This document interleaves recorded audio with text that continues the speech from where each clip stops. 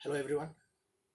आज हम लोग अकाउंटेंसी अकाउंट्स अकाउंटिंग का कुछ बेसिक्स करने वाले हैं। मेरा हमेशा शुरू से ये मानना रहा है।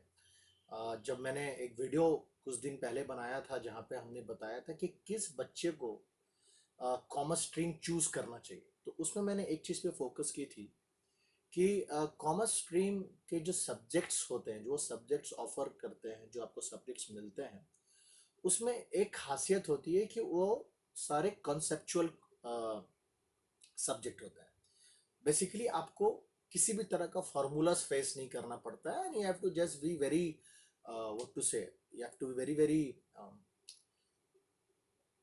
Sure about that whatever your learning, है ना, यू आर अंडरस्टैंडिंग, सब कुछ कॉन्सेप्ट के ऊपर में है।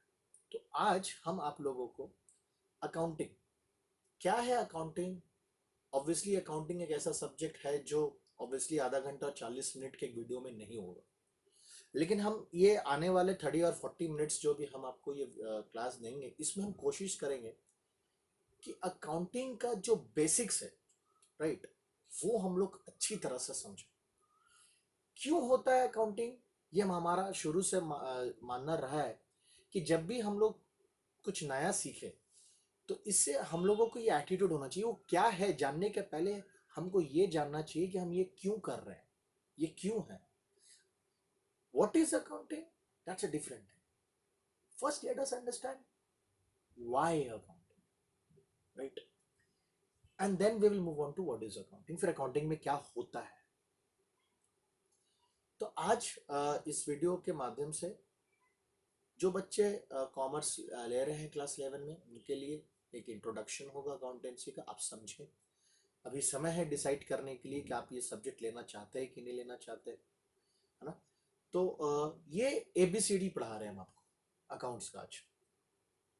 हिंदी में सेंटेंस बनाने के लिए आपको क ख ग घ पढ़ने की जरूरत है। अगर आप क ख ग घ नहीं जानते तो आप वाक्य नहीं बना पाएंगे। इंग्लिश में अगर आपने बचपन में ABCD नहीं सीखा है, अगर आप ABCD नहीं पढ़ाया जाएगा, राइट, तो आप एक एक सेंटेंस तक भी, एक वर्ड तक भी आप फ्रेम, सेंटेंस भी फ्रेम नहीं कर पाओगे। उसी तरह आज जो हम बताने वाले हैं अकाउंटिंग में, जो जर्नल एंट्रीज जिसको हम लोग बोलते हैं, व्हाट इज अकाउंटिंग कॉन्सेप्ट्स, ये सब जो हम आपको बेसिकली जो बताएंगे वो अकाउंट्स का ABCD है, राइट। और ये समझना जरूरी है। अगर आप ये ABCD अच्छे से आज समझ जाते हैं, अगर मैं आपको समझाने में कामयाब हो गया, तो बेटा किसी भी तरह का प्रॉब्लम, किसी भी तरह का क्वेश्चन एज अकाउंट्स में, हर बड़े बड़े प्रॉब्लम को आप सॉल्व कर सकते हो, फेस करने के लिए केपेबल रहो, राइट। तो लेट्स स्टार्ट कि सबसे पहले तो हम लोग स्टार्ट करते कि हम लोग अकाउंटिंग करते क्यों हैं, क्यों किया जाता है अकाउंटिंग, क्या होता है अकाउंटिंग से, हम करें तो क्यों करें अकाउंटिंग, ठीक है। इस पे चलते हैं हम लोग। अब बताते हैं हम आपको कि अकाउंटिंग क्यों किया जाता है। देखिए अकाउंटिंग में बेसिकली अगर देखा जाए मोटा मोटी शब्दों में, तो हम लोग रिकॉर्ड्स मेंटेन करते हैं। क्या मेंटेन करते हैं? रिकॉर्ड्स। वो रिकॉर्ड्स जो इंपॉर्टेंट है और जो फ्यूचर रेफरेंस के लिए काम आएगा, उसे हम लोग रिकॉर्ड्स में, उसे हम लोग एक प्रॉपर फाइल बोलो, आप प्रॉपर डायरी बोलो, रजिस्टर बोलो, आप उसमें रिकॉर्ड करते हैं। ये जितना पुराना ह्यूमन सिविलाइजेशन है, उतना ही पुराना ये अकाउंटिंग जो है ना, ये कंसेप्ट उतना पुराना है। उस समय भी लोग लिखा करते थे, पत्थरों पे लिखते थे, पत्तों पे लिखते थे। क्यों लिखते थे? हम लोग किसी भी चीज को लिखते क्यों हैं? हम लोग इसलिए लिखते ताकि हम लोग उसे भूल ना जाए, हमारे मेमोरी से वो एरेज ना हो जाए, राइट। क्योंकि अगर मेरे को इन पे वापस जा करके कल को फ्यूचर में अगर हमको उसको रेफर करना पड़े, तो हमको मेरे पास एक रिकॉर्ड मौजूद होना चाहिए, राइट, कि जिसे हम, I can just look back at it. So if there is no record, अगर आप कुछ कहीं आप लिख नहीं रहे हो, तो फिर आप, ये बहुत पॉसिबिलिटी होती है कि वापस से आप उस पर आ नहीं सकिएगा। इसीलिए जब से सिविलाइजेशन, जब से लोग सिविलाइज हुए हैं, जितना पुराना हमारा सिविलाइजेशन का इतिहास है, तब से तब से ये अकाउंटिंग हो रहा था और एक अलग अलग फॉर्मेट में अलग अलग रूप में हो रहा था ओवर द इयर्स। जिस तरह साल बीतते गया अकाउंटिंग करने का ढंग जो था वो चेंज होते गया, राइट। अब जो हम लोग आज जिस फॉर्मेट में करते हैं, हम लोग आज जिस रूप में करते हैं, वो सालों से अकाउंटिंग प्रोसेस का रिफाइन हो करके उसमें चेंजेस हो करके अभी इस रूप में पहुंचा है, जो आज हम लोग तुमको थोड़ा सा हम तुम लोगों को इसके बारे में बताएंगे, ठीक है। तो बेसिकली क्या है, रिकॉर्ड्स मेंटेन करना है हमको अकाउंटिंग में। हम लोग क्यों कर रहे हैं हम लोग अकाउंटिंग, राइट। क्योंकि हमको किसी, अभी हम क्या रिकॉर्ड मेंटेन कर रहे हैं उस पर डिटेल में नहीं है, इतना बता रहे कि बेटा देखो कुछ इंपॉर्टेंट चीज होते हैं जिसे डॉक्यूमेंट करना, जिसे रिकॉर्ड में रखना जरूरी होता है, ठीक है। तो अब हम आपको बताएंगे, अगर हम आपको बोले कि अकाउंटिंग, आप अगर एक शब्द में, अगर अकाउंटिंग को अगर आप एक शब्द में, अगर हम आपको बोले इसको डिस्क्राइब करना है, तो बट अगर एक शब्द में डिस्क्राइब करना हो ना, तो इसे हम लोग कहते हैं हिसाब। मेरे मेरे ख्याल से this is my personal opinion, क्योंकि मैं जितना भी अकाउंटिंग का डेफिनेशन देखा हूं, आप जितना भी डेफिनेशन वगैरह देख लीजिए, बड़े बड़े लाइन पे बड़े बड़े वर्ड्स रहेंगे, बहुत घुमा फिरा करके बात करते हैं, सबका एक ही मतलब है, हिसाब रखना है बेटा, हिसाब। हिसाब आज आपको हम इसी हिसाब के बारे में बताने वाले हैं। सो अकाउंटिंग में होता क्या है, हम लोग अकाउंटिंग में हिसाब रखते हैं, जो हम आपको बता रहे थे ना, रिकॉर्ड्स मेंटेन करता है। तो ये जो रिकॉर्ड्स, ये हिसाब है। क्यों हिसाब रखते हैं हम लोग, क्यों रखते हैं, ताकि हम क्यों रिकॉर्ड्स मेंटेन करते हैं, ताकि फ्यूचर में आगे जा करके अगर हमको इसको रेफर करना पड़े, राइट, तो हमको एक प्रॉपर रिकॉर्ड होना चाहिए। से फॉर एग्जांपल हम आपको बता रहे हैं कि हम जब लेक्चर्स देते हैं तो हमने कितना टॉपिक्स पढ़ा लिया, हमें उसका एक हिसाब रखता हो, वो भी एक तरह का काउंटिंग है, वो भी एक तरह का काउंटिंग है कि हम उसका एक हिसाब रखते हैं कि हमने कितना टॉपिक्स कवर कर लिया, ताकि अगर कल को कोई बच्चा क्लेम करे कि सर आपने ये नहीं पढ़ाया, सर आपने ये नहीं किया, तो मैं, मेरे पास एक रिकॉर्ड है उसे प्रूव करने के लिए। So that is also kind of accounting, वो भी एक तरह का हिसाब ही है कि मैं क्या पढ़ा रहा हूं, मैं अपने पर्सनल एक्टिविटीज को क्या कर रहा हूं, मैं उसको डॉक्यूमेंट कर रहा हूं, उसको एक जगह रिकॉर्ड कर रहा हूं, क्योंकि मैं भूल सकता हूं, राइट। सो बेटा अकाउंटिंग में भी आप क्या करने वाले हो, अब हिसाब करने वाले हो, ठीक है। अब यहाँ पे बात आता है कि आप तो बता दिए सर कि हिसाब करेंगे, अब ये कुछ अधूरा जैसा स्टेटमेंट है, क्योंकि हम आपको यहाँ पे ये नहीं बता रहे कि हमें किस चीज का हिसाब करना है और हमें किसका हिसाब रखना है। यह दो पार्ट आता है। ये स्टेटमेंट जो मैंने अभी आपको बताया कि अकाउंटिंग अगर एक शब्द में समझा जाए तो ये हिसाब है। अब आता है क्वेश्चन, इससे दो क्वेश्चन अराइज हुआ, किसका हिसाब रखना है और किस चीज का हिसाब रखना है। जैसा भी हमने आपको बताया कि मैं किस चीज के हिसाब रख रहा हूं, कि मैं क्या लेक्चर्स देता हूं, मैं क्या टॉपिक्स पढ़ाता हूं, मैं उस चीज का हिसाब रख रहा हूं। हिसाब तो किसी चीज का रखना पड़ेगा हमको। सो मैं अपना डेली लेक्चर्स का एक हिसाब रखता हूं। सो ये एक एक डेफिनेट स्टेटमेंट हुआ। बट ये जो मैं बताया अकाउंटिंग हिसाब है, ये एक डेफिनेट स्टेटमेंट नहीं है, क्योंकि ये स्टेटमेंट क्वेश्चनराइज कर रहा है, ये क्वेश्चंस और खड़े कर रहे हैं। सो मैंने आपको दो क्वेश्चन बता दिया, किसका हिसाब रखना और किस चीज का हिसाब रखना, राइट। तो अब उस पर हम लोग आते हैं। सो बच्चों, हाँ, ये ध्यान रखिए, अगर आपसे कोई पूछे अकाउंटिंग क्या, तो मत बोल दियो हिसाब, ये एक समराइज वर्ड है, इसका डेफिनेशन अलग अलग बुक्स में अलग अलग है, but all together they will mean only one thing, that is what is accounting. So if you summarise, we can summarise into one word, that is हिसाब रखना। अब हम थोड़ा देर में तुमको ये प्रूफ करेंगे कि तुम लोग भले ही आज ये चीज को अभी देख रहे हो, अकाउंटिंग पढ़ रहे हो, लेकिन तुम लोग ऑलरेडी अकाउंटिंग का प्रिंसिपल्स तुम लोग ऑलरेडी अपने लाइफ में अप्लाई किए हो, तुम लोग ऑलरेडी लाइफ में हिसाब रखे हो, और आप लोग मन में ऑलरेडी अब सोचना शुरू कर दिए होंगे कि ये इतना प्रैक्टिकल सब्जेक्ट है, ये इतना नेचुरल सब्जेक्ट है कि इसे समझने के लिए आपको सिर्फ एक ही कंडीशन फुलफिल करना होगा कि आपको एक नॉर्मल इंसान होना चाहिए। सिंपल। हर नॉर्मल इंसान अपने लाइफ में अकाउंटिंग कर रहा है, किया है और आगे भी करेगा।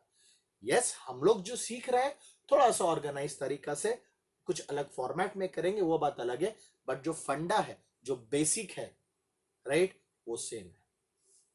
So therefore will start with कि हिसाब किसका रखना है। तो सबसे पहले हम आपको ये बताते हैं हिसाब रखना है हमें किसका, हमें हिसाब रखना है बिजनेस ऑर्गेनाइजेशन का। याद रहेगा, हम लोग जो अकाउंटिंग करना सीख रहे हैं, हम लोग एक बिजनेस ऑर्गेनाइजेशन का अकाउंटिंग करना सीख रहे हैं। सो आप याद रखना कि मैं जो भी हिसाब का बारे में बात करूंगा या कर रहा किया हूं वो बिजनेस के पॉइंट ऑफ व्यू से होगा, right. So we are talking here in the context of a business organization, of a context of a commercial organization, या एक ऑर्गेनाइजेशन के बारे में भी बात कर सकते हैं।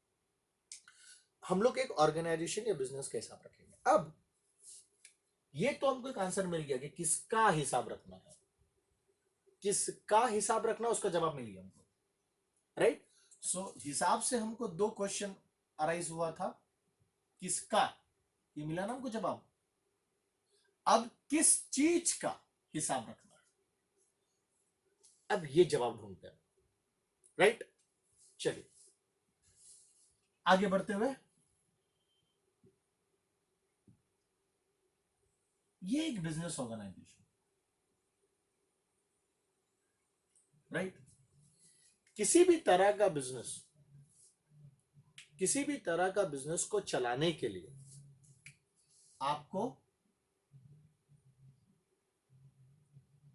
रिसोर्सेस की जरूरत होती है। किस चीज की जरूरत होती है, resources, right. What are resources, क्या होता है रिसोर्सेस। रिसोर्सेस हर वो चीज है, चाहे आप पैसा बोल लो, राइट, चाहे फंड बोल लो, एसेट बोल लो, रिसोर्सेस हर वो चीज है जो आपको आपके ऑब्जेक्टिव अचीव करने में हेल्प करता है, जो आपको फ्यूचर में बेनिफिट्स देते हैं, जो आपको फ्यूचर में रेवेन्यू जनरेट करके देते हैं, राइट। वो रिसोर्सेस वो होते हैं जो आपके वांट्स को फुलफिल करते हैं। रिसोर्सेस वो होते हैं जो आपके नीड्स को, आपके नेसेसिटीज को फुलफिल करते हैं, वो रिसोर्सेस होता है। हमारा घर में भी रिसोर्सेस है, हमारा जो घर चलता है, जो परिवार चलता है, उसका अपने रिसोर्सेस होते हैं। एक समाज का अपना रिसोर्सेस होता है, एक स्टेट का भी अपना रिसोर्सेस होता है और अपने कंट्री का भी रिसोर्सेस होता है। क्लियर है। सो उस रिसोर्सेस को हम यहाँ पे बिजनेस में, उन रिसोर्सेस को हम यहाँ पे एसेट के नाम पे जानेंगे। किसके नाम से जानेंगे, एसेट्स के नाम पे जानेंगे। सो therefore the resources which I am talking about, right, in a business, I am confining that meaning of the resources to one word, that is asset. So अब आपको समझ में आ रहा है बेटा ये एसेट क्या होती है। सो अगर आपसे कोई पूछे कि एसेट क्या होता है तो आप उसे जवाब देना, एसेट वो चीज होते हैं, नंबर वन, जो बिजनेस को फ्यूचर में रेवेन्यू जनरेट करके देता है। नंबर टू, जिसका खुद का एक इकोनॉमिक कमर्शियल वैल्यू होगा। एंड नंबर थ्री, जो जिसे बिजनेस ओन करता है, जिसे बिजनेस क्या करता है, ओन करता है, राइट। ये तीन कंडीशन फुलफिल होने पर आप उस चीज को बिजनेस का रिसोर्सेस बोलोगे या बिजनेस के एसेट्स बोलोगे, right.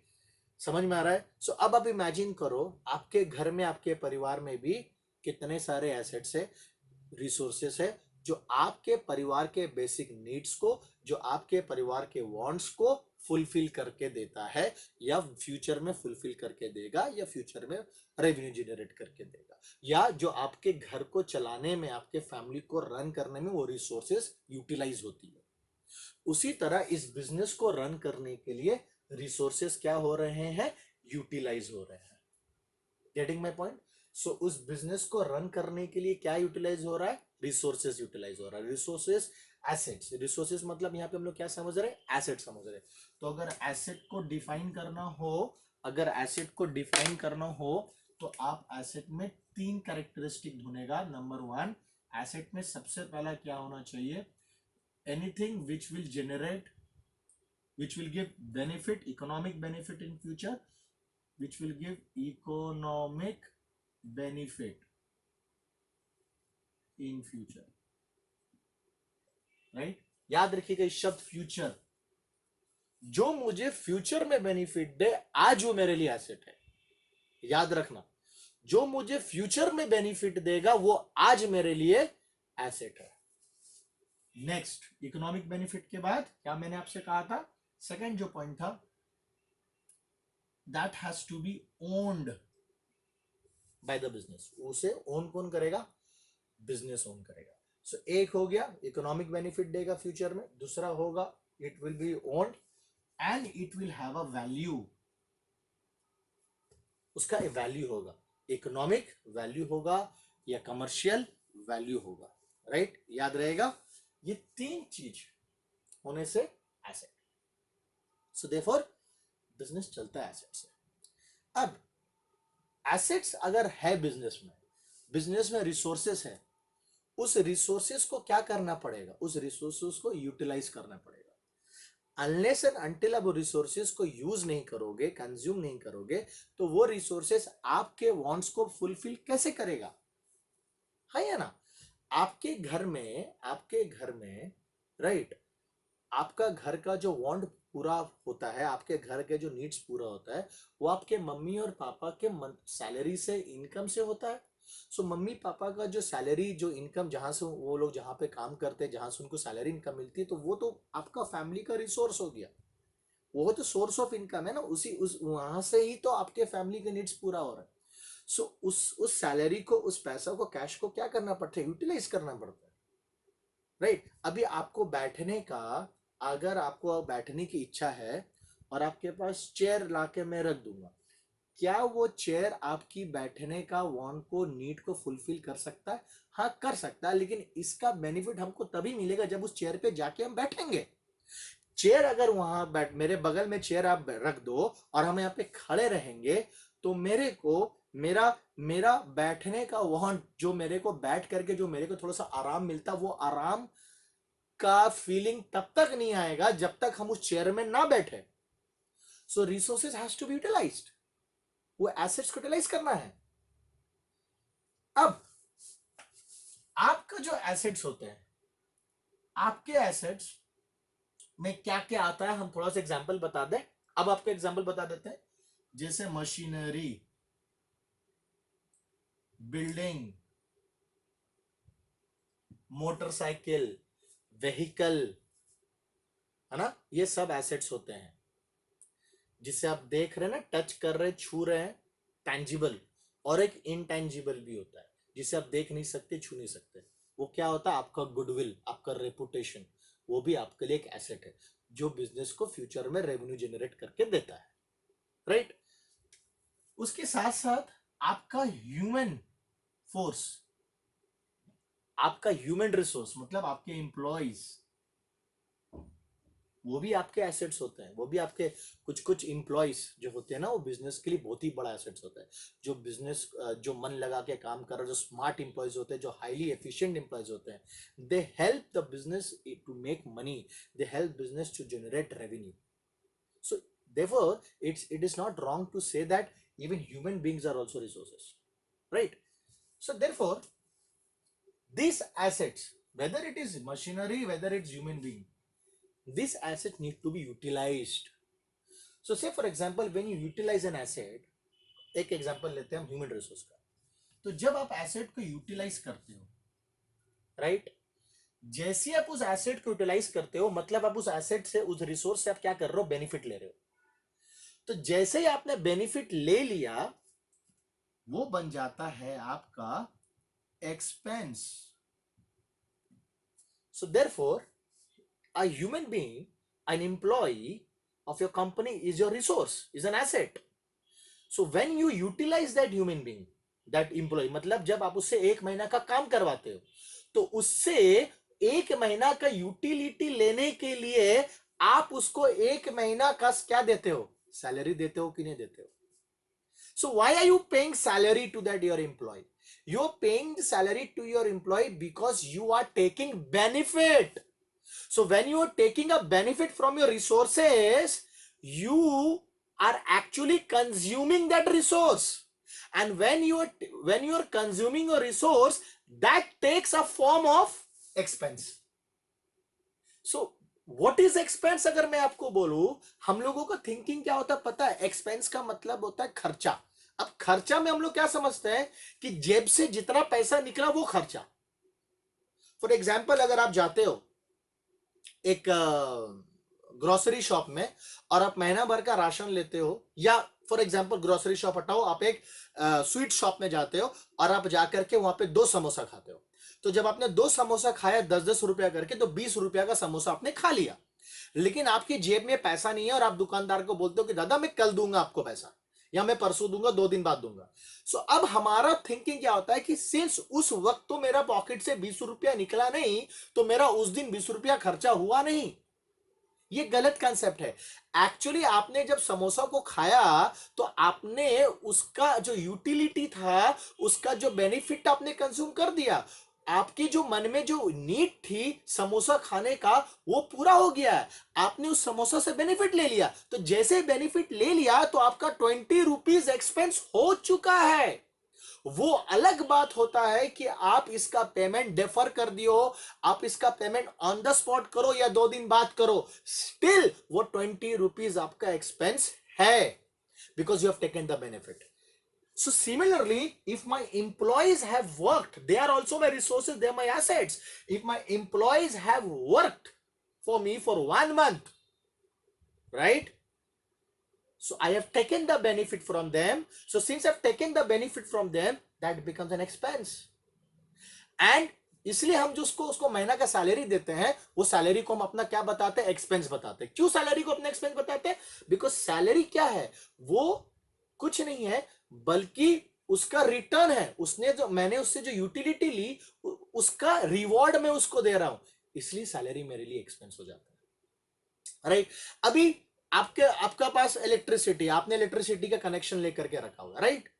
So electricity is also resource, but the problem is that if you not utilize electricity, आप सारे चीज बंद करके रख दोगे तो प्रॉब्लम हो जाएगा। So you are getting service ना।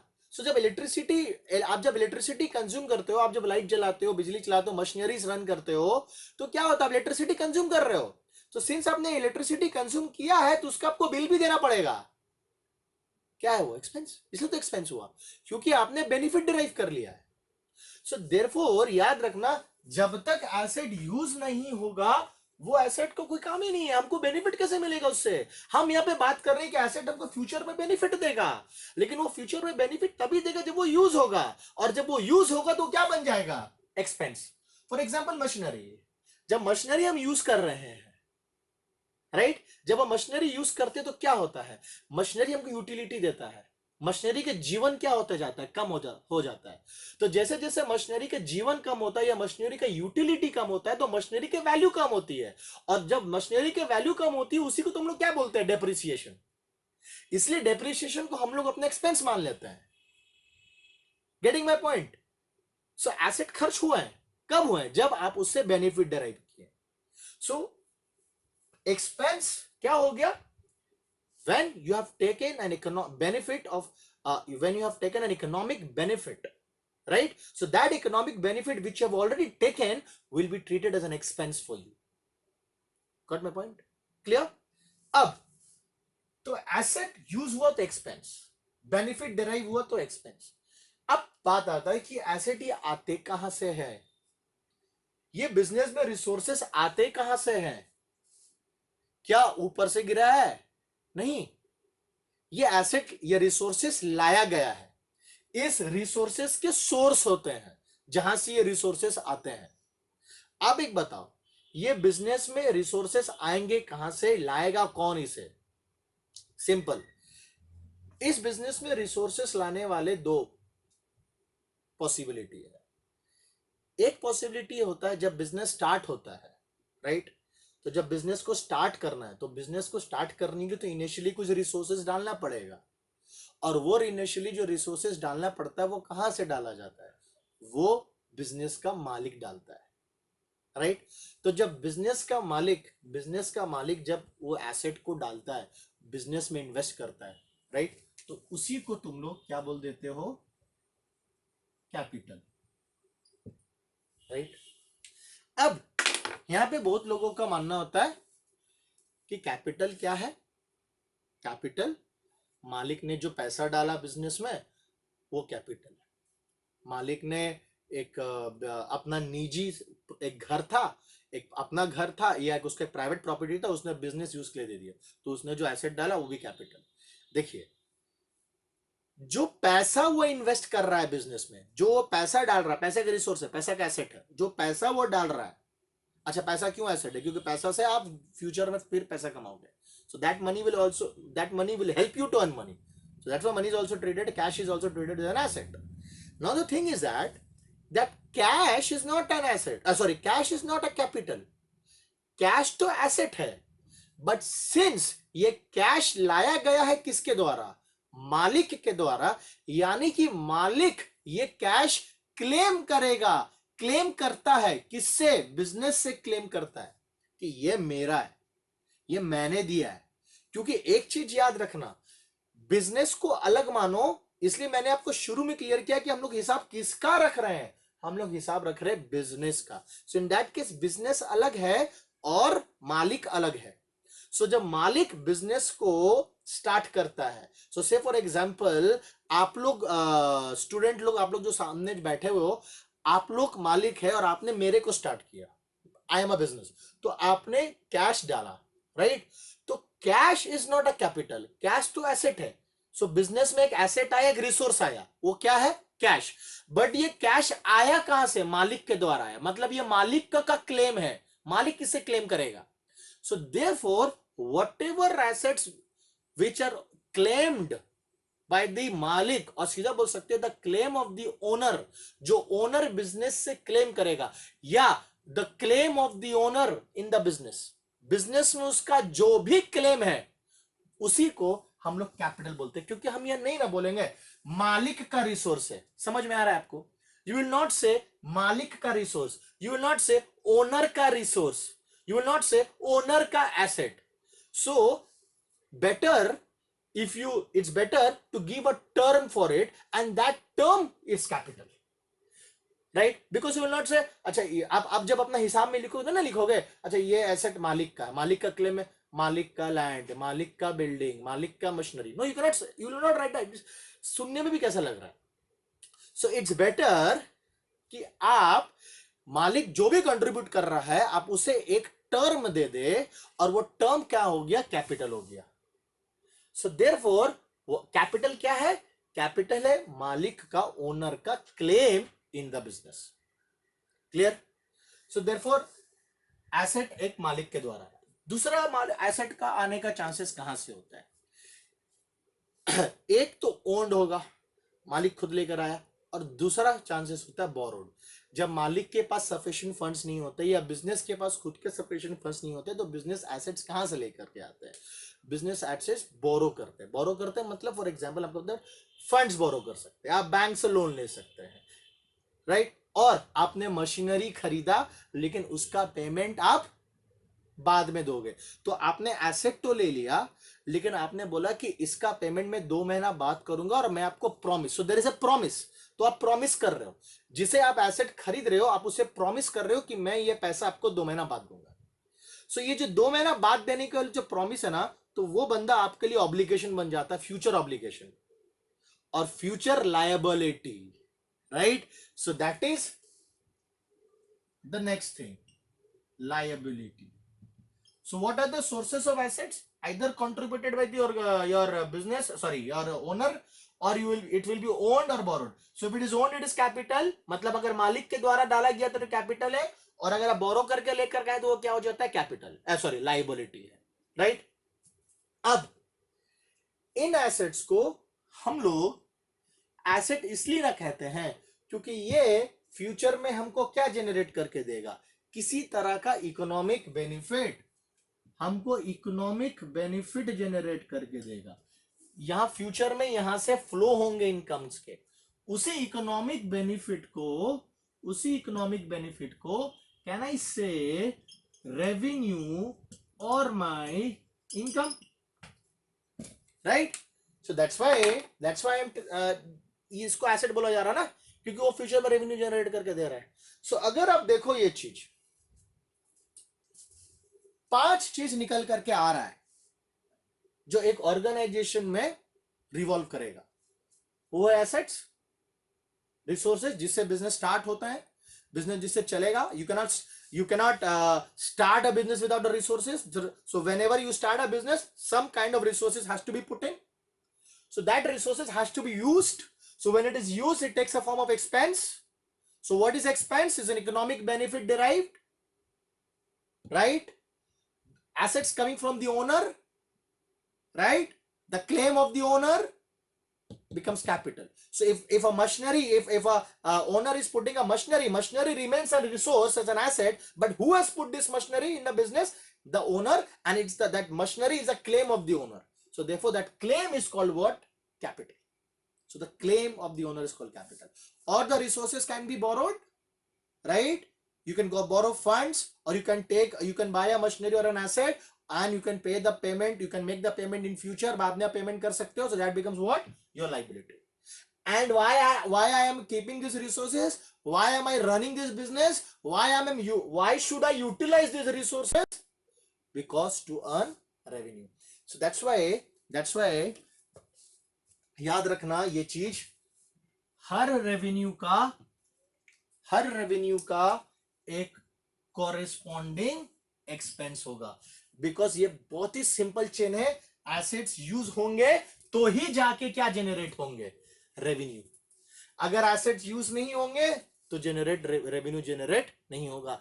और इसे आप लोग क्लास 11 में पढ़ोगे, मैचिंग प्रिंसिपल, उसमें साफ साफ लिखा हुआ है कि every revenue earned will have a corresponding expense. So therefore I summarize now that my answer to the second question कि किस चीज का हिसाब रखना है, किसका हिसाब रखना समझ में आ गया? बिजनेस का हिसाब रखना है।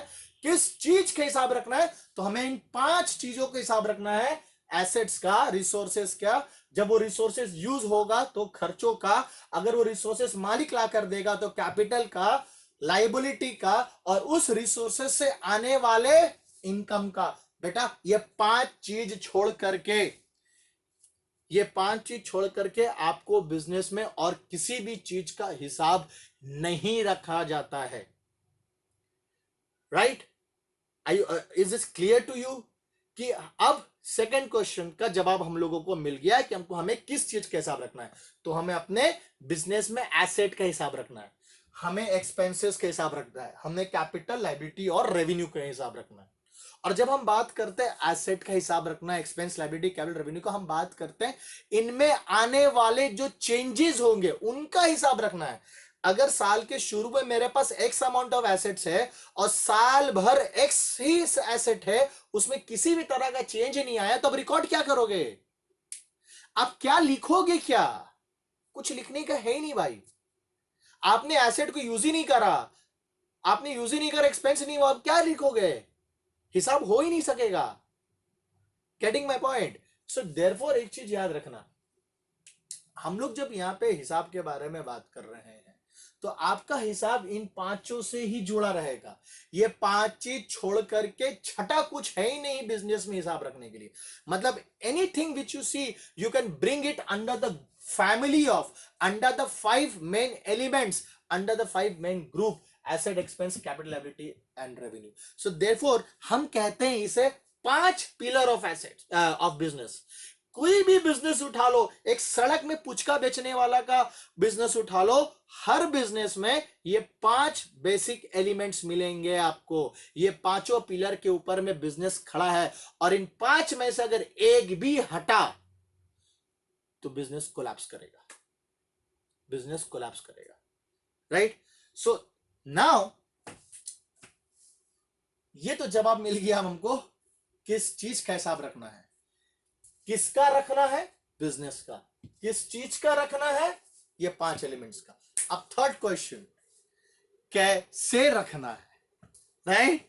So therefore 3 questions we had when it came to हिसाब। वी हैड किसका,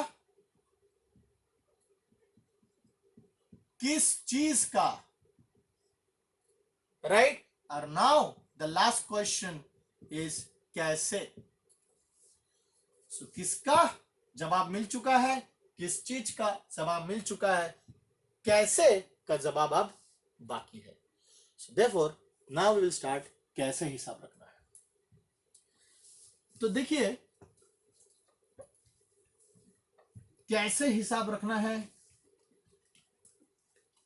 ये हम लोग आते हैं। देखिए अब क्या होता है, ये हिसाब रखना हमने आपको बता दिया रिकॉर्ड्स ही है, आपको रिकॉर्ड्स मेंटेन करनी है। तो ये जो रिकॉर्ड्स मेंटेन होंगे, ये जो आप हिसाब रखेंगे, ऑब्वियसली इसे तो कहीं तो रखा जाएगा, कोई शीट में रखा जाएगा, कोई पन्ना में, कोई पेज में, कोई डायरी में, कहीं पर तो रखा जाएगा। तो मान लीजिए आपके पास एक बुक है ये एक book,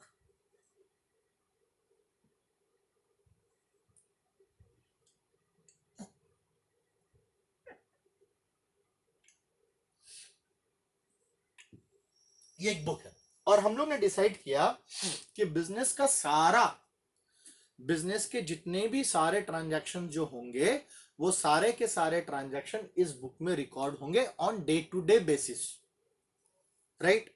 so on every day basis मैं इस बुक में हिसाब रखूंगा, ऑन एवरी डे बेसिस मैं इस बुक में अपने बिजनेस में हो रहे ट्रांजैक्शंस, याद रखिएगा, अब मैं उस पे आ रहा हूं, बिजनेस में हो रहे ट्रांजैक्शंस।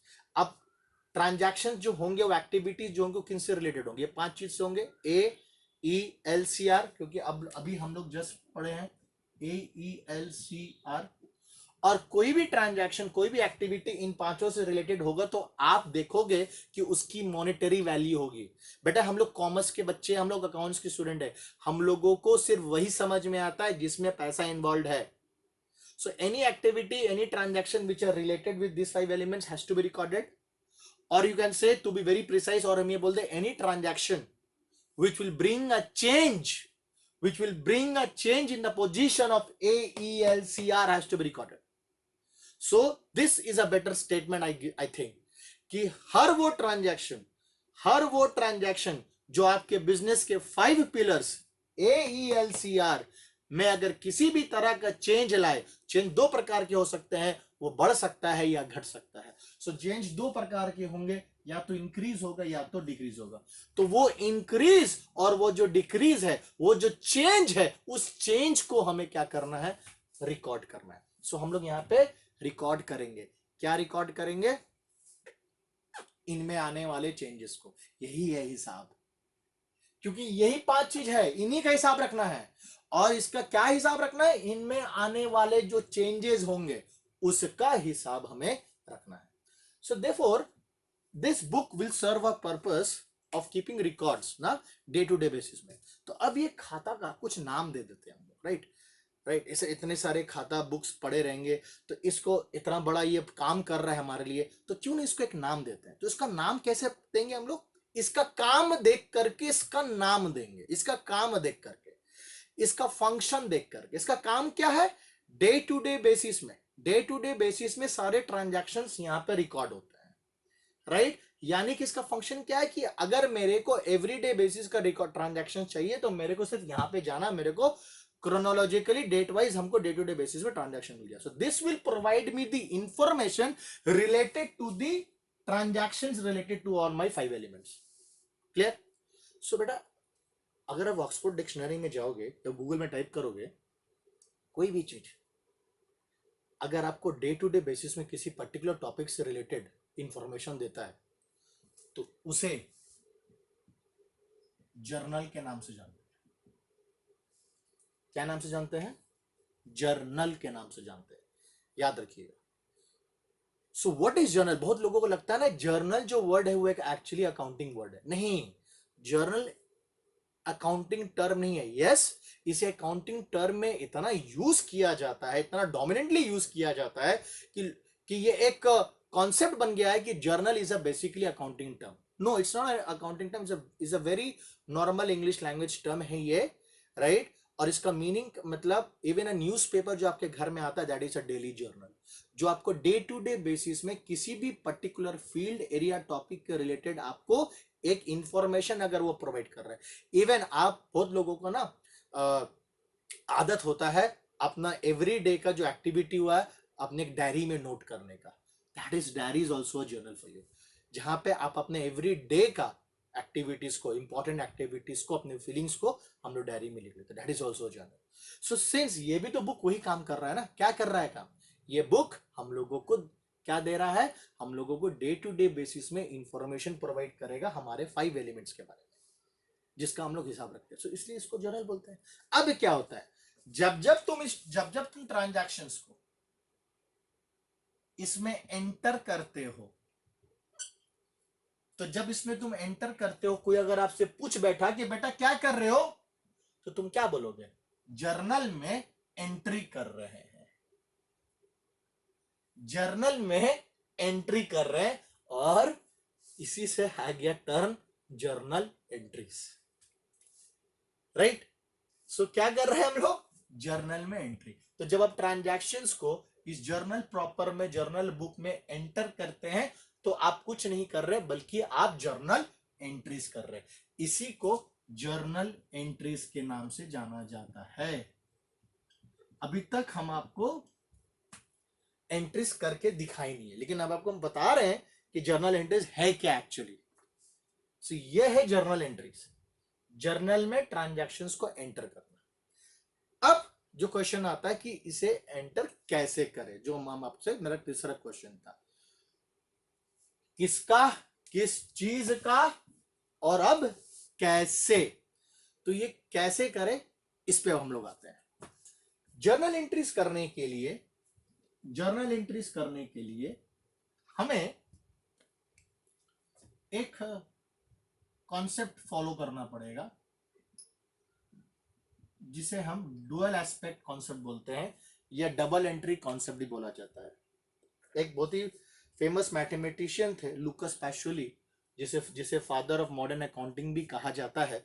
उसने इस डबल एंट्री सिस्टम का अकाउंटिंग करने का सिस्टम को लेकर के, अभी उस पर हम लोग अपना टेक्निकल टर्म्स में नहीं जाते, बहुत सिंपल रखते हैं कि एस्पेक्ट है, एक कॉन्सेप्ट है जिसे हम लोग कहते हैं डुअल एस्पेक्ट कॉन्सेप्ट ना।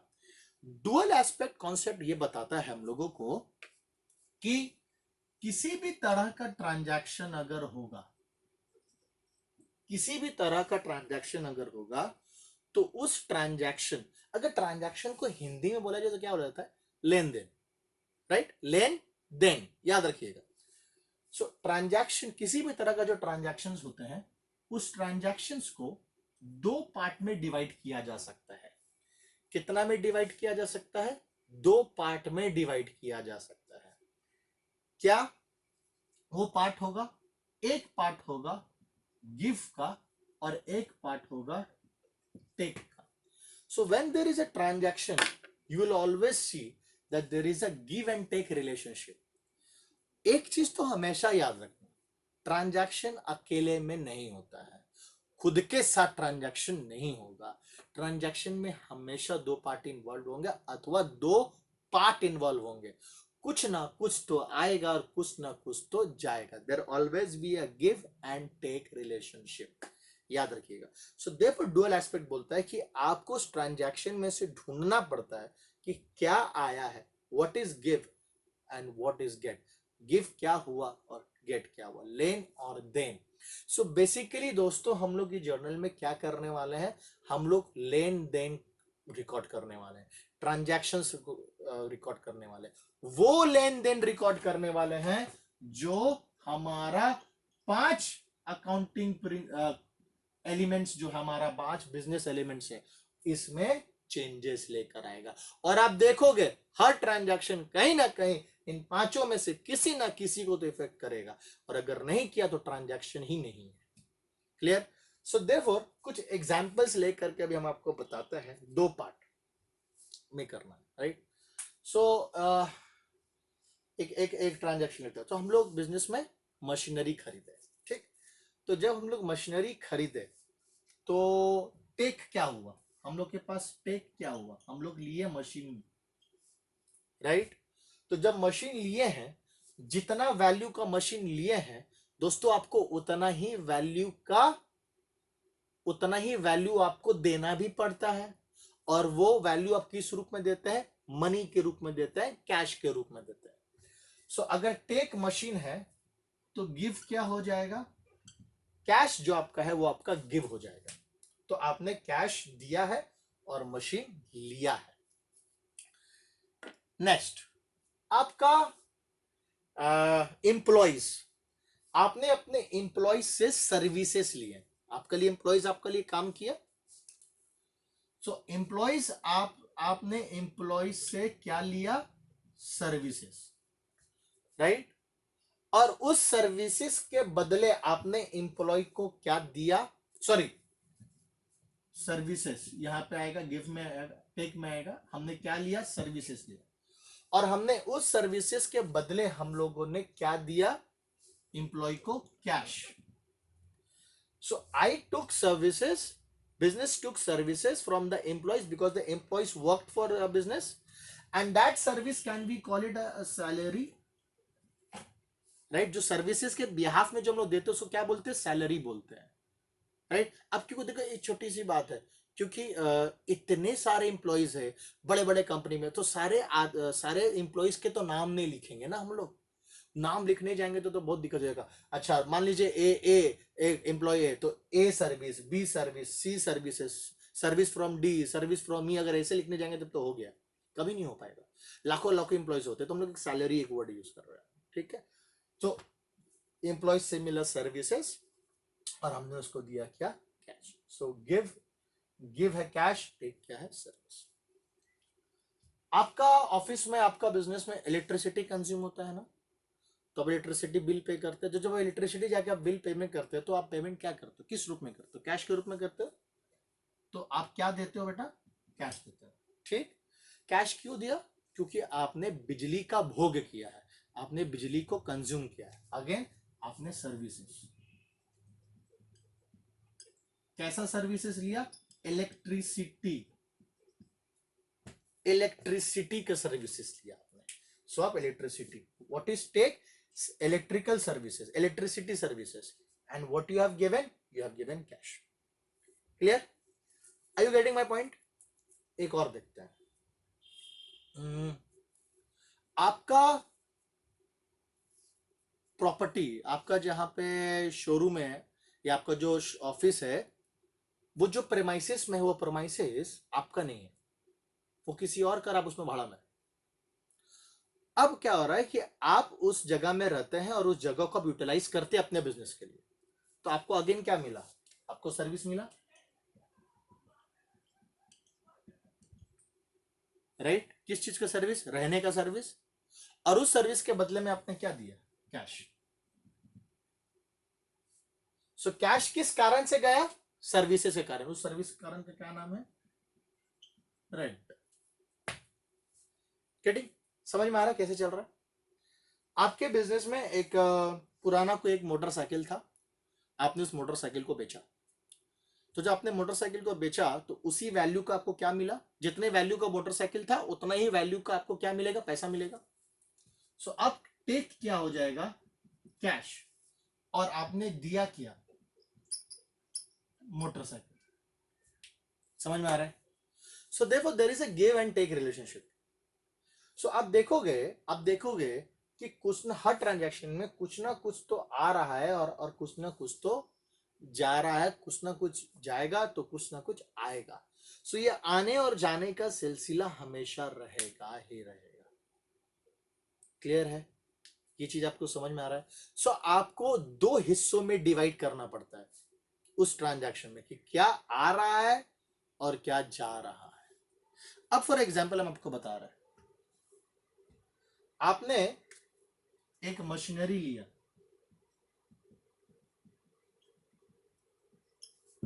टेक मशीनरी, बट आपने उसका पेमेंट अभी नहीं किया, कैश नहीं दिया। होता है ना, ऐसा तो होता ही है, हम लोग 1 महीना बाद पेमेंट करेंगे, 2 महीना बाद करेंगे, 2 दिन बाद करेंगे, 10 दिन बाद करेंगे, लेकिन उस दिन आप मशीनरी तो ले लेते हो, लेकिन आप उस दिन उसको देते कुछ नहीं हो, लेकिन पैसा तो नहीं देते हो, लेकिन एक चीज आप देते हो, पता है क्या देते हो, आप उसे देते हो प्रॉमिस। क्या देते हो, प्रॉमिस। किस चीज की प्रॉमिस, किस चीज की प्रॉमिस बताइए मेरे को, आप देते हो पैसा वापस करने की प्रॉमिस। मैंने जो मशीनरी लिया, जितना वैल्यू का मशीनरी लिया, उतना ही वैल्यू आपको वापस करने का प्रॉमिस, पैसा के रूप में या किसी और एसेट्स के रूप में, राइट, उसे वापस करने की प्रॉमिस। तो जिस, आप जब उस बंदा को प्रॉमिस करते हो, मान लो आपने एक्स से खरीदा, तो आपने प्रॉमिस किसको किया? एक्स को प्रॉमिस किया, किया ना, एक्स को प्रॉमिस। सो बेटा एक्स जो है ना, एक्स प्रॉमिस, ये प्रॉमिस आपके लिए ना एक लायबिलिटी बन गया, ऑब्लिगेशन हो गया, क्योंकि आपको उतने समय के बाद आपको अपनी ऑब्लिगेशन, अपनी प्रॉमिस को क्या करना, फुलफिल करना है।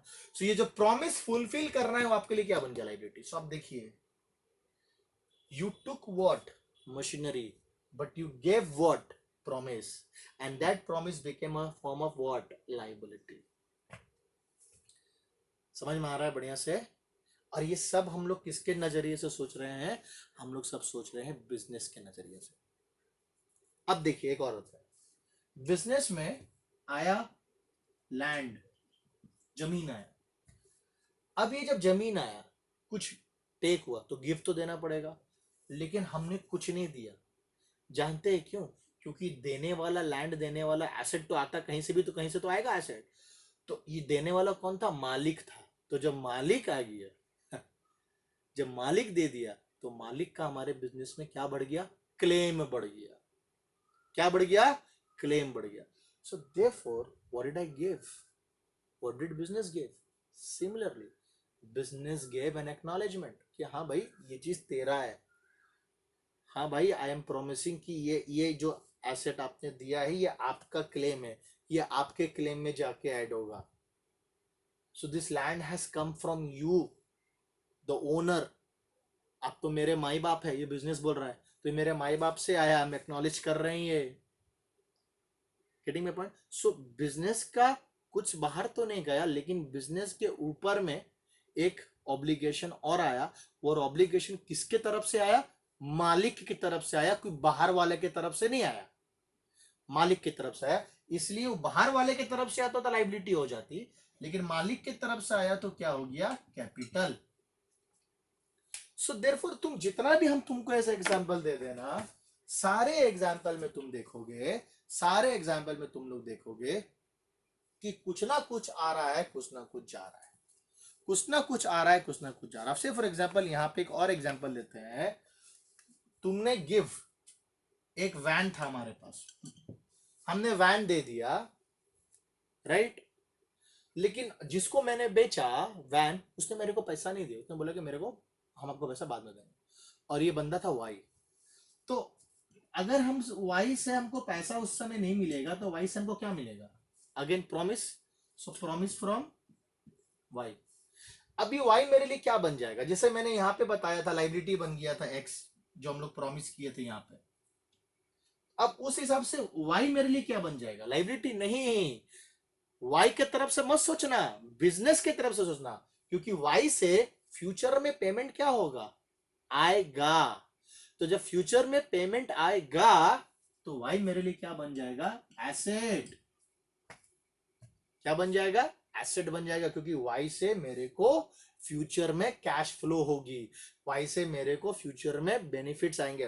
वाई ने मेरे से आज वैन ले तो लिया है, मैंने उसको सर प्रोडक्ट तो दे दिया, मैंने उसको सामान तो दे दिया, बट पैसा नहीं आया। तो वो जो प्रॉमिस मेरे लिए एक एसेट हो जाएगा, क्योंकि वो फ्यूचर में मेरे पास वो पैसा आएगा। सो देखिए, अगर आप देखोगे एक चीज, यहाँ पे जो भी चीज इन्वॉल्व था, वो सबके सब इन पांचों कैटेगरी के अंदर में आएगा। आपने एसेट देखा, मशीनरी, है ना, बिल्डिंग, मोटरसाइकिल, कैश, ये सब एसेट्स है। आपने एक्सपेंसेस देखा, एक्सपेंसेस में हमने आपको सैलरी दिखाया, एक्सपेंसेस में हमने आपको इलेक्ट्रिसिटी दिखाया, एक्सपेंसेस में मैंने आपको रेंट दिखाया, क्योंकि ये सब का बेनिफिट कंज्यूम हो चुका था। आपने लाइबिलिटी देखी, एक्स, हम लोग मशीनरी लिए लेकिन एक्स को पैसा नहीं दिए, प्रॉमिस किए, तो आपने लाइबिलिटी देखा। आपने कैपिटल भी देखा, राइट। और अब आपको हम रेवेन्यू दिखाते हैं, आपको इनकम दिखाते हैं। What is revenue, what is income, क्या होगा आपका रेवेन्यू, क्या होगा इनकम, हम बताते हैं। अभी हम आपको पढ़ा रहे हैं, राइट, हम आपको पढ़ा रहे हैं तो हम आपसे क्या लेंगे, कैश लेंगे, टेक क्या हो जाएगा, कैश, राइट। लेकिन हमने आपको दिया क्या, हम आपको दिए सर्विस, क्या दिए, सर्विस। अब मैं सर्विस प्रोवाइडर हूं, मेरे सर्विस के बदले में मेरे को कैश मिल रहा है, तो ये जो सर्विस है मेरे को, ये सर्विस मेरे लिए क्या हो जाएगा, रेवेन्यू। यही सर्विस मेरे लिए इनकम है, जिसे हम लोग फीस के नाम से जानते हैं। हम क्या बोलेंगे, इसे फीस बोलेंगे, ट्यूशन फीस। तो ये ट्यूशन फीस मेरे लिए क्या हो जाएगा, रेवेन्यू जाएगा। ये जो एसेट्स यहाँ पे, ये जो इंफ्रास्ट्रक्चर है, इसका यूटिलाइजेशन मैं क्यों कर रहा हूँ, ये सारे एसेट्स मेरे को हेल्प कर रहे हैं ना कि यहाँ पे खड़ा हो करके पढ़ाने का। ये जो जिस कैमरा से मैं ये अभी वीडियो शूट कर रहा हूँ, ये कैमरा भी तो मेरा रिसोर्स है ना, ये कैमरा हेल्प कर रहा है मेरे को यहाँ पे खड़ा होकर के पढ़ाने के लिए। तो ये सारे रिसोर्सेस किस लिए, ये रिसोर्सेस क्यों यूज कर रहा हूं मैं, सर्विस जनरेट करने के लिए ना। तो जो सर्विस जो मैं जनरेट कर रहा हूं मेरे लिए क्या है, रेवेन्यू है, इनकम है, पैसा आ रहा है ना, इसी सर्विस से तो मेरे को बेनिफिट आ रही है ना, इसी सर्विस से तो मेरे को पैसा मिल रहा है। So cash is not an income, cash again is an asset, but the reason because of which as an asset has come, so what happened here, the asset जिस कारण से आया वो मेरे सर्विसेज के कारण से आया, तो सर्विस मेरे लिए क्या बन जाएगा, फीस जो हम लोग बोलते हैं, वो मेरे लिए इनकम हो जाएगा। क्लियर है। सो देखिए यहाँ पे पांचों, अब जितना भी हमें शायद दिन खत्म हो जाए आज, लेकिन मैं आपको जितने भी एग्जांपल दूं गिव एंड टेक का, वो सब के सब को आप इन पांचों में क्या कर सकते हैं, आप डिवाइड कर सकते हैं, आप देख सकते हो, उसको ग्रुपिंग कर सकते हो। अब जब हम लोग यहां पे लिखते हैं जर्नल में, सो हम लोग एग्जैक्टली इसी रूप में लिखेंगे, दो पार्ट में डिवाइड करके लिखेंगे, राइट। अब जब दो पार्ट में डिवाइड करके लिखते हैं तो इसे कैसे लिखेंगे, आप ध्यान समझिए। हमने आपको थोड़ा देर पहले यह बताया था कि देख, हम लोग जो ट्रांजैक्शंस रिकॉर्ड करते हैं वो इन पांचों पिलर में किसी तरह का चेंज लेकर आएगा। क्या लेकर आएगा, एक परिवर्तन लेकर आएगा, एक चेंज। चेंज नहीं लाया तो ट्रांजैक्शन नहीं। और हमने आपको पहले ही कह दिया था कि ये जो चेंज होगा, दो प्रकार के चेंज होंगे, इंक्रीज और डिक्रीज। यानी कि एसेट बढ़ेगा या तो घटेगा, बढ़ेगा तो प्लस, घटेगा तो माइनस, बढ़ेगा तो प्लस लायबिलिटी कैपिटल रेवेन्यू, बढ़ेगा तो asset expense liability capital revenue, बढ़ेगा तो प्लस, घटेगा तो माइनस। यही है, सिंपल। बढ़ना, यही तो हिसाब में रखना है ना। हम यहाँ पे क्या लिखेंगे, कैश मेरे पास पहले 500 रुपया था, अब 100 रुपया और आया, तो हम क्या लिखेंगे, कैश 100 रुपया से बढ़ा, यही ना। कैश में 100, हम 500 रिकॉर्ड करें, 500 था पहले, प्लस 100 होकर 600 हो गया। तो हम ना 500 रिकॉर्ड करने वाले ना 600 रिकॉर्ड करने वाले। अभी हम क्या रिकॉर्ड करेंगे, हम तो अभी 100 रुपया रिकॉर्ड करेंगे कि कैश आया कितना है, 100 रुपया, चेंज कितना की हुई, 100 रुपया का चेंज हुआ है। सो देयरफॉर हम रिकॉर्ड कितना करेंगे, 100 रुपया रिकॉर्ड करेंगे। वैल्यू कितना होगा, यूनिट कितना होगा, 100 रुपीज होगा। अकाउंट्स में जितने भी फिगर्स देखते हैं आप याद रखना, वो सारे के सारे फिगर्स रुपीज होता है, ठीक है, in case if you get confuse. So 100 का मैं क्या करने वाला हूं, रिकॉर्ड कर रहा हूं, तो 100 रुपीज से कैश मेरा एसेट बढ़ा, प्लस होगा। Getting my point. सो ये जो हो रहा है गिव एंड टेक, इसमें AELCR के हिसाब से देखेंगे तो कुछ ना कुछ प्लस हो रहा है और कुछ ना कुछ क्या हो रहा है, माइनस हो रहा है। तो जब मैंने मशीनरी खरीदा तो मेरा एसेट प्लस हुआ, और सिंस मैंने पैसा नहीं दिया था एक्स को, तो मेरा लाइबिलिटी भी तो क्या हुआ, प्लस हुआ। एसेट भी प्लस, लाइबिलिटी भी प्लस, एसेट भी बढ़ा, लाइबिलिटी भी बढ़ा। Clear. So there is a plus और माइनस। सो बेसिकली आपको तो ये रिकॉर्ड करना है कि कितना मेरा प्लस हो रहा है, कौन कितना प्लस हो रहा है, कौन कितना माइनस हो रहा है। ये प्लस और माइनस को रिकॉर्ड करना पड़ता है। अब क्या हम ये प्लस और माइनस शब्दों को इस्तेमाल करेंगे, नहीं, हम लोग प्लस और माइनस शब्द इस्तेमाल नहीं करके हम लोग डेबिट और क्रेडिट का इस्तेमाल करेंगे। क्या यूज करेंगे हम लोग, डेबिट और क्रेडिट का। ये डेबिट और क्रेडिट का भी फंडा एक दिन आपको बताएंगे। आज सिंस बहुत ही इंट्रोडक्शन क्लास है, बहुत ही बेसिक है, इसलिए हम आपको ये डेबिट और क्रेडिट बता देते हैं। राइट। अभी फिलहाल के लिए कि एसेट और एक्सपेंसेस का जो प्लस है वो डेबिट है, डीआर, DEBIT, डीआर। और एसेट और लाइबिलिटी कैपिटल रेवेन्यू जब प्लस होगा तो उसे हम लोग क्रेडिट बोलते हैं, राइट। उसे हम लोग CR क्रेडिट करते हैं। तो जब एसेट और एक्सपेंसेस प्लस हो रहा है तो डेबिट है, तो माइनस होगा तो क्या होगा, क्रेडिट। और लाइबिलिटी कैपिटल रेवेन्यू अगर क्रेडिट है तो माइनस क्या होगा, तो क्या होगा, डेबिट होगा। सो एसेट और एक्सपेंस के केस में जब वो प्लस हो, जब उसके चेंजेस में पॉजिटिव चेंज आए तो उसे डेबिट किया जाएगा, और जब नेगेटिव चेंज आए तो क्रेडिट किया जाएगा। लाइबिलिटी कैपिटल रेवेन्यू के केस में जब वो पॉजिटिव केस हो, पॉजिटिव चेंज हो तो क्रेडिट किया जाएगा, और नेगेटिव चेंज हो तो डेबिट किया जाएगा। अब तुम देखो यहां पर, जब मैंने मशीनरी खरीदा तो मशीनरी आया, मशीनरी एसेट है, एसेट बढ़ा है, सो पॉजिटिव, एसेट प्लस, तो एसेट का प्लस माने डेबिट, सो मशीनरी डेबिट होगा। मशीनरी का हिसाब में डेबिट करेंगे, मशीनरी अकाउंट डेबिट। क्या गया, कैश, कैश भी हमारे लिए क्या है, एसेट। सो जहां एक एसेट में पॉजिटिव चेंज आया तो दूसरी जगह दूसरा एसेट में नेगेटिव चेंज आया, तो कैश एज एन एसेट क्या हुआ, घटा, नेगेटिव चेंज, तो क्या हो जाएगा, क्रेडिट। एक इधर लेते हैं सर्विसेज के केस में, सैलरी।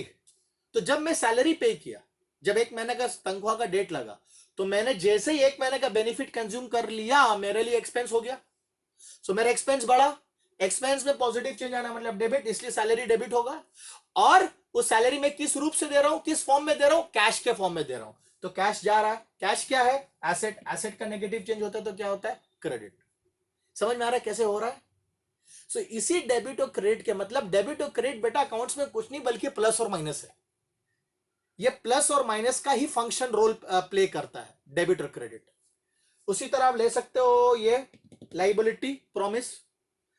हमने मशीनरी खरीदा तो मशीनरी मेरे लिए एसेट है, asset as a positive change हुआ, एसेट बढ़ा तो देखिए पॉजिटिव चेंज प्लस डेबिट। अरे सेम टाइम लाइबिलिटी भी तो आया, सो लाइबिलिटी में अगर पॉजिटिव चेंज हो, लाइबिलिटी अगर बढ़े तो क्या हो जाएगा, क्रेडिट।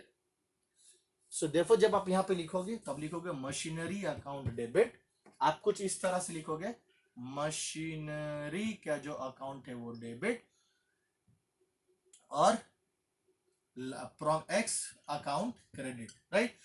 तो मशीनरी डेबिट एक्स क्रेडिट। अब इसे एक्चुअली कैसे लिखा जाता है, क्रेडिट के लिए हम लोग CR नहीं लिखते, उसके लिए हम लोग 2 लिख देते हैं, क्या लिखते हैं, 2। बट अभी आप लोग इतना कंफ्यूज मत हो, अभी आप लोग ऐसे सोचो मशीनरी डेबिट हुआ और एक्स अकाउंट क्रेडिट हुआ। हम लोग अभी बेसिक्स कर रहे हैं, ये वीडियो आपको आगे जाकर के बहुत काम आएगा। इस वीडियो से आपका बेस बन रहा है, कहाँ 2 लिखना है, क्या बाय लिखना है, वो छोटा छोटा चीजें वो आप लोग खुद समझ जाओगे। अभी बेसिक है, अभी 3 चीज का हम लोगों को जवाब चाहिए था कि अकाउंटिंग का हिसाब, हम लोग किसका हिसाब रखने वाले थे, बिजनेस का, किस चीज का हिसाब रखना है, AELCR का, और कैसे हिसाब रखना है वो मैंने आपको बताया, डबल एंट्री, डुअल एस्पेक्ट को फॉलो करके।